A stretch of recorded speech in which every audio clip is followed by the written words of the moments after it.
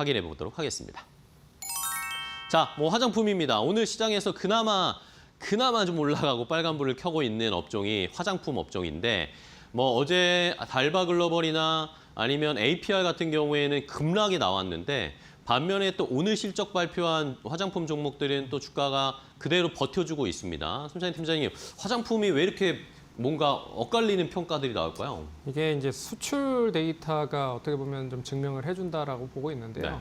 예, 여름까지만 해도 수출 데이터가 괜찮았습니다. 그런데 하반기로 넘어가면서 수출 데이터가 좀 감소를 했다라고 좀 봐야 될 것 같아요. 그래서 어떻게 보면 계절적인 특수성이 반영이 되는데 겨울보다 여름에 더 화장을 많이 하는 분들이 많습니다. 그렇기 때문에 일단 수출 데이터로도 그 부분들이 나타났다. 그런 점에서 대부분의 종목들을 보시면 6월, 8월 정도의 정점을 찍고 이제 하락을 어느 정도 했다는 거죠.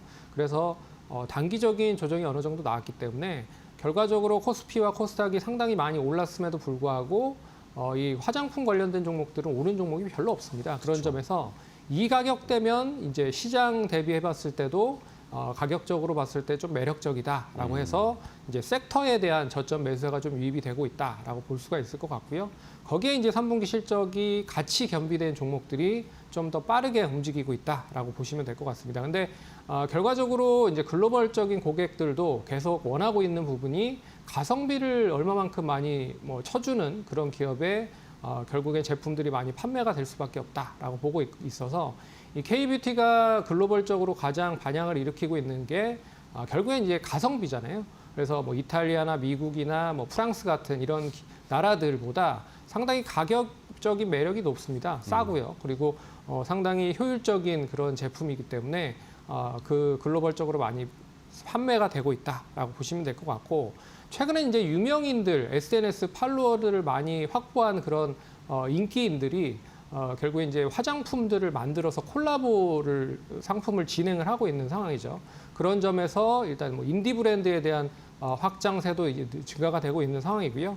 그리고 이제 원래는 기본 화장품 업체가 기본 브랜드라고 해서 자체적인 브랜드만 오프라인 매장에서 판매를 하는 모습들을 보였습니다. 근데 지금은 이제 울타뷰티나 올리브영 같은 그런 매장들을 보시더라도 상당히 이제 저가형 그리고 인디 브랜드 제품을 많이 판매를 하고 있기 때문에 그런 점에서 일단 타겟층 자체가 이제 중저가로 좀 더 확대가 되고 있다라는 점을 감안을 해서 일단 화장품 관련된 종목들을 선별해야 될 것 같다라고 말씀을 드려야 될 것 같습니다. 네.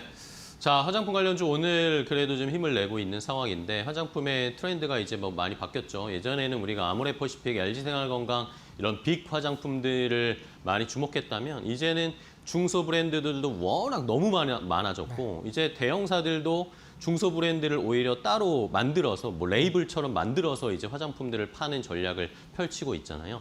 자, 그러면 종목들을 좀 봐야 될 텐데 오늘 실적 발표한 종목도 있고 괜찮은 종목 일단 어떤 종목들 보세요? 오늘 실적 발표한 이제 코스메카 코리아 지난번에도 한번 얘기를 해드렸던 것 같은데 일단 실적이 상당히 좋게 나왔습니다. 인그루드랩 자회사가 이 실적이 이익률만 봤을 때 21.4% 증가를 했기 때문에 당연히 연결 실적으로 봤을 때 코스메카 코리아도 수혜가 이어질 가능성이 높다라고 보고 있고요. 동사는 이제 ODM, OEM을 전문적으로 하고 있는 업체이기 때문에 일단 인그루드랩이 미국에 본사를 두고 있는 회사입니다. 그러니까 미국 회사예요. 그런 점에서 미국에서 판로가 어느 정도 있고 그리고 뉴저지 공장에 이제 합병이 진행이 됐기 때문에 기존에 있었던 공장들을 뉴저지로 한꺼번에 합쳤다. 그런 점에서 상당히 좀 판로가 다변화된 그런 모습들을 보였다라고 보고 있어서 일단 인그루드랩과 더불어서 코스메카 코리아도 관심 있게 보셔야 될 것 같고 중국 시장이 어떻게 보면 상당히 좀 적자를 계속 기록을 했었거든요. 하지만 이 중국 시장을 이제 구조조정을 하면서 적자 폭을 상당히 많이 줄였다. 거기에 미국 시장이 같이 커지면서 상승을 하고 있다라고 보고 있기 때문에 오늘 상당히 좀 실적과 더불어서 거래량까지 같이 겸비를 해서 상승을 하고 있다라고 보고 있어서 기술적인 흐름으로 봐도 좀 양호한 흐름으로 관심 있게 보셔야 되는 타이밍이 아닐까라고 볼 수 있기 때문에 첫 번째 종목은 코스메카 코리아 보시면 좋을 것 같고요. 두 번째 종목은 이제 펌텍 코리아라고 하는 회사입니다. 이 회사는 아시는 분보다 모르시는 분들이 많으실 것 같아요. 이제 용기를 만드는 업체다라고 생각을 하시면 될 것 같습니다. 그래서 결국에는 이제 인디 브랜드가 많아지면 결국엔 소품종 다량 생산을 하는 것보다는 다품종 소량 생산을 할 수밖에 없는 상황이잖아요. 그런 점에서 일단 용기도 당연히 많이 필요할 수밖에 없다라고 보고 있어서 이 펌텍 코리아도 관심 있게 보시면 좋을 것 같고요. 마지막으로 이제 그렇게 좀 정리를 해보도록 하겠습니다. 네, 알겠습니다.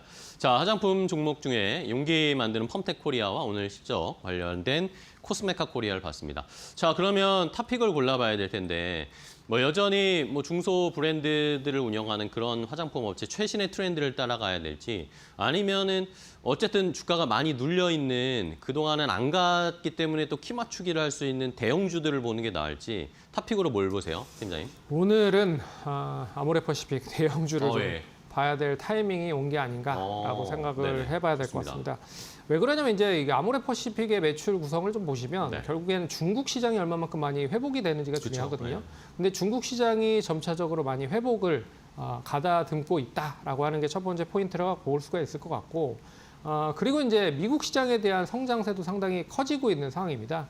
참고로 동사는 이제 코스알엑스라고 하는 미국 회사를 인수를 했어요. 근데 이 회사가 결국엔 인디향 관련된 브랜드가 좀 큰 그런 브랜드입니다. 그런 점에서 인디 쪽까지 같이 겸비할 수 있는 회사를 샀다라고 하는 점에서 어떻게 보면 고가 브랜드와 중저가 브랜드까지 같이 이제 겸비를 해서 미국 시장에 진출을 했다라고 보시면 될 것 같고요.